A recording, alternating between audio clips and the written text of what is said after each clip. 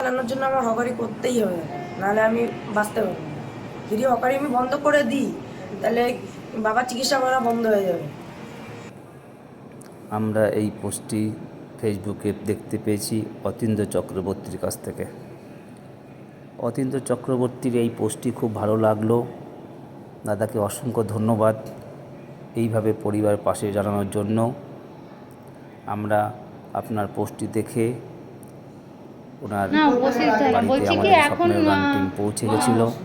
না সে ঠিক তাদের আছে, সাথে কথা বলছে। দেখুন আমাদের যে এখন সদস্যরা আপনাদের মানে পরিস্থিতি কেমন চলছে, মানে কি একজন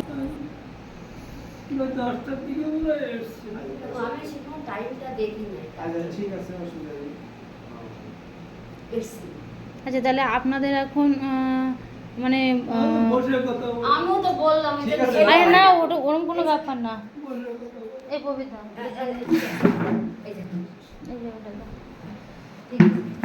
আমরা আজকে ওনার ভিডিওটা দেখলাম, দেখে আর কি আমরা এসছি। তো আমরা রেশনের ব্যবস্থাটা করি। আমরা রেশন থেকে কিরকম চাল ডাল মানে ওই এ রেশন সে রেশন না, মানে বাজারের থেকে আমরা চাল ডাল সবজি টবজি চাল ডাল তেল নুন ঝাল যা লাগে আর কি ওইগুলোর আর কি। হ্যাঁ, না ওদিকে যেহেতু আপনার ওটা অসুবিধা নেই তো, যেহেতু ওরা মেডিসিনের টাকাটা দিচ্ছে, তাহলে আমার খাওয়া খরচাটা আমরা এদিক দিয়ে দেখি। ঠিক আছে, অসুবিধা নেই, সে যে যেভাবে পারে সে সেভাবে আমাদের না। আপনাদের ক্লাবেও এই যে ক্লাব আছে না পাশে, ক্লাবে তো কেউ জানেই না যে এরকম বলছে যে কৃষ্ণদার বাড়ি। আমি সেহেতু তো ওদের নাম জানি না, শুধু ভিডিও দেখালাম। ওরা আসবে কোনি, এখানে আসবে কোনি, বললো যে তাই তো আমরা নিজেদের আমাদের পাড়ায়, আমি তো জানি না এটা জানে না।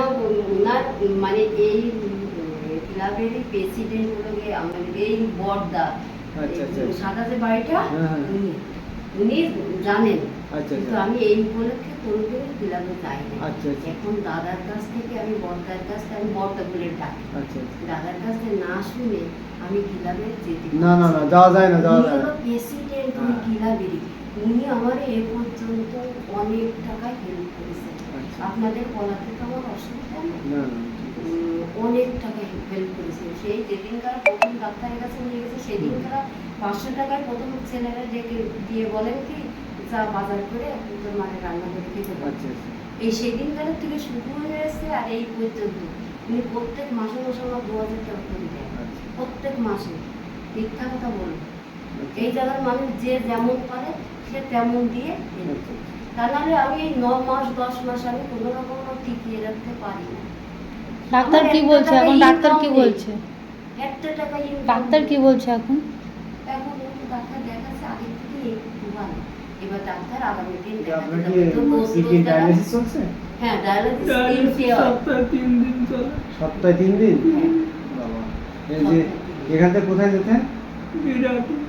ওখানে কি ফ্রি করে দেন? ফ্রি করে। আচ্ছা, ফ্রি করে দেন। ফ্রি করে, কিন্তু ওই টাকার যে ইনজেকশন যাবে যা লাগে, আচ্ছা হ্যাঁ সেই খরচাটা আমার। কিরকম টাকা খরচা হয়? লাগে 500 টাকা লাগে। আর এমনিতে সারাদিনে ওষুধ টষুধ আছে প্রত্যেক? ওষুধ কিনে দেয় সরকারি দেওয়া। ওই সরকারি ওষুধ হ্যাঁ ওখান থেকে দিয়ে দেয়, তাই তো? দিয়ে দেয়, ওই ওষুধ খাবে না, বলে কি সব রোগী মনে করে কি আমি মানে এই ওষুধটা বাদ দিয়ে বাজার থেকে কিনা ওষুধটা খালি মনে হয় না না ওইটা কোনো ইয়ে না, তা না মনে করে। ওই দিলে বলে কি আমার একটু দোকানের থেকে ওষুধ কিনে এনে। এখন আমি কি করি, মানুষের মনটা বড়। কত রোগী ওই খেয়ে সুস্থ হয়ে যাচ্ছে সরকারি ওষুধ খেয়ে।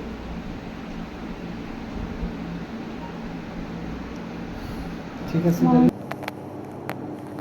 সদস্যরা হাবড়া বাজার থেকে 2 মাসের রেশনের ব্যবস্থা করছে। তোমরা দেখতে পাচ্ছ হাবড়া বাজারে সবাই মার্কেটিং করছে। সদস্যরা আমাদের আছে, তারা দায়িত্ব নিয়ে সমস্ত কাজটা পরিচালনা করছে। সত্যি দেখো আমাদের সদস্যরা যেভাবে কাজ করছে তাদেরকে অসংখ্য ধন্যবাদ আমি জানাচ্ছি।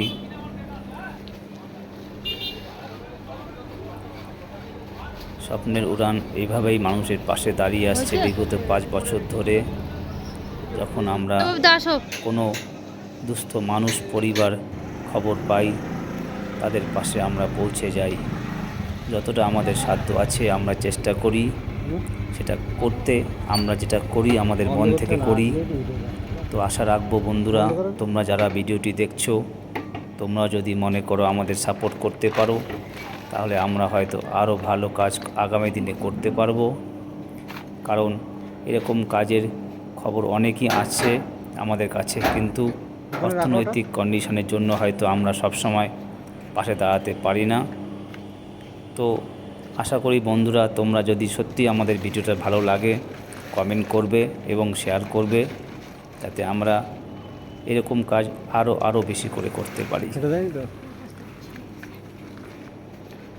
মানুষ হয়ে মানুষের জন্য একটু সাহায্য করব, এটাই আমাদের ব্রত।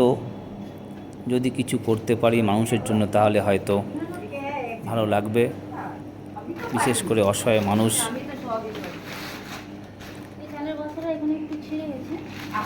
দেখেছো আমাদের সদস্যরা এক বস্তা চাল এবং গ্রোসারি আইটেমগুলো নিয়ে এসেছে এবং তারা বাড়িতে পৌঁছে দিয়েছে। দেখতে পাচ্ছেন অসুস্থ লোকটি কীভাবে শুয়ে আছে, ওনার কিডনি সমস্যা আছে এবং ওনার ছেলে শুভজিৎ ট্রেনে হকারি করে এই পরিবারের সমস্ত দায়িত্ব গ্রহণ করত। তো সেই মুহূর্তে আমরা তাদের কাছে এসে পড়েছি। কিছুটা সাহায্য, জাস্ট 2 মাসের রেশন দিতে পেরেছি আমরা। হয়তো এটা কিছুই না ওদের কাছে, কিন্তু আশা করি 2 মাস অন্তত ওরা কিছুটা হয়ে সামান্যভাবে জীবনযাপন করতে পারবে।